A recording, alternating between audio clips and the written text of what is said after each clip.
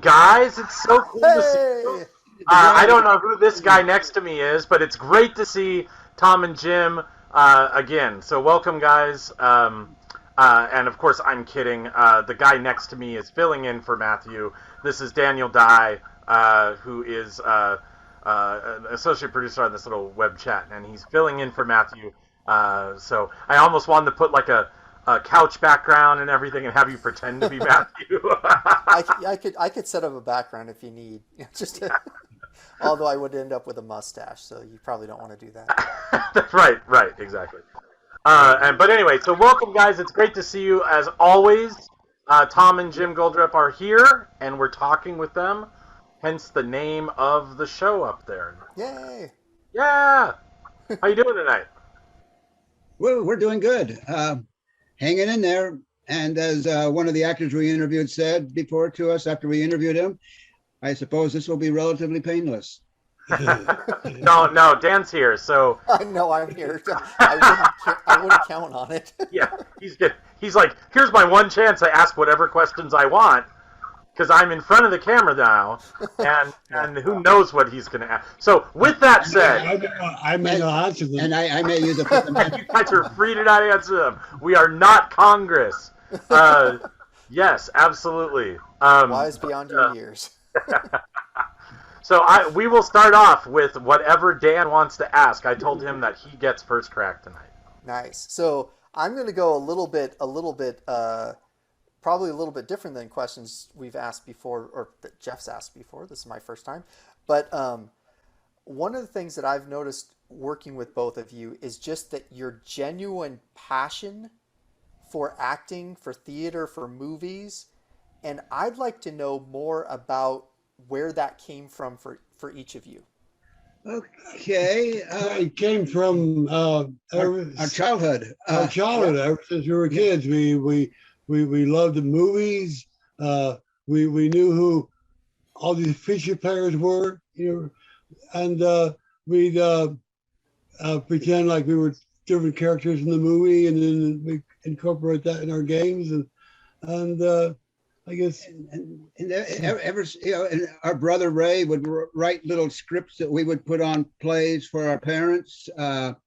It was just a passion that somehow was born in us, I guess, from our childhood being in, we didn't have much theater where we grew up, but as far as movies, every Saturday matinee, you go into the darkened theater and for a quarter, and you, your imagination runs wild. And it, as Jim said, we knew who almost every actor in the movie was, not just the stars. We knew who the bit players were even, and we enjoyed that. And we used to write fan letters to these actors, and we become friends with some of them through the mail, and it was just a passion. And then when I was in high school, I got talked into being in a play. I didn't have to audition for it because the first play I was going to be a dead body, but then they raised my part up to Mr. Gibbs in Arsenic and Olace, and that was my first touch of really acting in a play.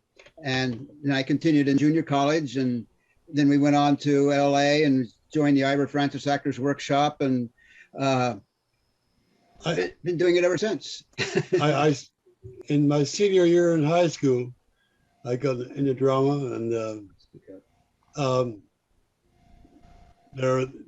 acting bug I got bit by the acting bug, and it stayed with me. In fact, one of the actors we interviewed for the book that we wrote on the feature players, he was a good friend of my high school drama teachers. Oh yeah, elaborate on that, Jim. Go ahead, elaborate on that. That's interesting. Elaborate on that. Well, Don Carr, my drama teacher, said, if you should ever see Don Anderson, be sure and tell him hi for me. And I said, okay, I will. And when Tom and I interviewed him, this was after our This is when we were doing our books later on, in the early 80s, mid-80s. After we moved out of Hollywood. Yeah. And I told Don Anderson, my drama teacher was Donald Carr, and he said to say hello to you. And Don Anderson, he said, oh, honey, come here. Don Carr was his teacher. They used to have fun doing animal sounds. They played games with each other. They were into the theater back in Chicago, Illinois. And John Anderson ended up, after a long career in movies, he ended up being a guest star in an episode of Little House on the Prairie that our brother Ray wrote. So, wow. Yeah. So your brother wrote an episode? Yeah, of Little House on the our Prairie? brother used to write for Gunsmoke and Halloween is One, Little House, Waltons, and that stuff. That was his career.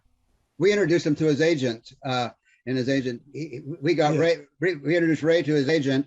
Ray made a great career. Our agent, we didn't really get very far in the movies, but that's okay. A couple of things, but nothing more. I love do theater. you guys have a hoard of props from all the movies and stuff? No. We have a couple little things from Windwalker that Ray wrote the screenplay for. It was a motion picture with Trevor Howard. And we got to go on the set and we met Trevor Howard and we talked about our visit to India because he was in the same town that we had been in. He had just come back and we met Bart the bear, that big Kodiak bear that's been in movies, on the set of Windwalker. But yeah, Ray had a good career as a writer. Yeah, he was lucky. Well, he was talented. Yeah. You guys, Tom, speaking of, you were talking about when you were kids and you were so fired up about the movies as kids and going to the theaters for a quarter and stuff. One question I have for you about that is, you were talking about an actor that you wrote to and that you became friends with, and that he was really instrumental when you went to LA into calling theaters and stuff. Can you elaborate on that? His name is Peter Adams. I saw him play a bad guy in this episode of Wyatt Earp. And we like the bad guys in the movies for some reason. I don't know. We're pacifists, but I wrote him a fan letter, and he wrote back sent back an autographed picture, and he said that he had relatives in Sonoma where we had lived, and we just continued writing back and forth, and then became good friends. And before we actually moved to LA, we made a couple of preemptive visits to kind of look around, and I went by and saw Peter, and I asked him once in a letter, what would you recommend? What suggestions would you give me about wanting to become an actor? And he wrote back. He said, "Really, I'm glad none of my kids are going into acting." He said, "I wouldn't recommend it to my dog because he knows how hard it is to make a living." And but then he said, "But if you're serious about doing it, find a college close to home that has a lot of good drama and get in as many plays as you can before you come down." And then when I went down there, he even got on the phone and called up a couple of theaters to see if there's any plays that needed somebody my age. I mean, he did smaller parts in motion pictures. He had nice parts in TV shows, but he said he never fell in love with the red light or the camera. He loved theater. He toured the country with Claude Colbert, starring and played with Claude Colbert and things like that. He loved the theater. They were very helpful. Another actor, Robert Brubaker, who was in the same vein as Peter, I wrote a letter to. He's the one that introduced Jim and I to Ivor Francis when we came down there, who had the actors workshop, and we got into that. And so, yeah, we had connections that way, I guess. We knew a few of the people, but and there were people in Ivor's workshop who were Ben Murphy, that was starring at the time in Alias Smith and Jones, and Linda Haynes, Sandra Dee's mother. Yeah, Linda Haynes is in movies like Brubaker. We're still in touch with her on Facebook, but it was good. It was good. I mean, one of the best things I ever did in my life was to quit a good paying job at the post office and go to LA to pursue my acting. And another one of my best decisions was to get out of LA and come to San Lorenzo Valley, where I've done more acting here than I ever did in LA.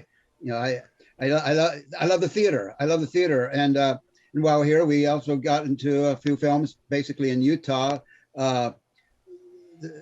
T.C. Christensen, who Ray knows, he had us go out and audition. We got in a couple of films, and then we did our film that you were in.